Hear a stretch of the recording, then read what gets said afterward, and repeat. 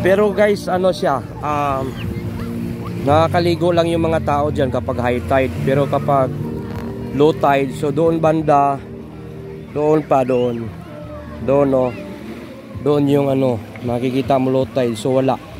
So dumating kami kagabi dito ng mga 5:30, walang tubig. So yung tubig nagkaroon ng high tide mga ano na, mga alas 11 ng gabi. Yan. So pero para sa akin ano to eh, yung pang kontian lang, pero pag maramihan, pag alanganin, kasi lahat dito guys binabayaran mo eh. Babayaran mo lahat yung ano, yung area. Saka maraming mangrove.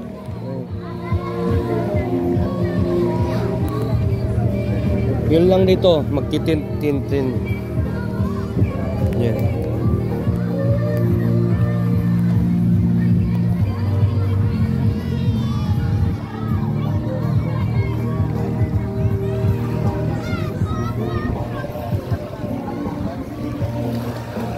So yan, mangrove na yan, protected area yan, kaya ganyan eh.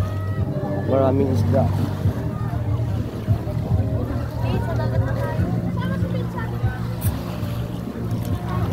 Saka dito, mag-tint ka lang dito, ayan o. Pero ako, para sa akin, hindi ko siya marirecommend sa ano, sa mga magagandangan.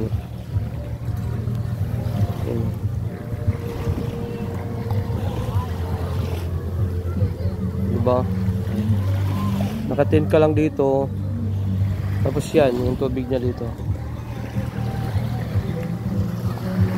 Sige guys, bye bye.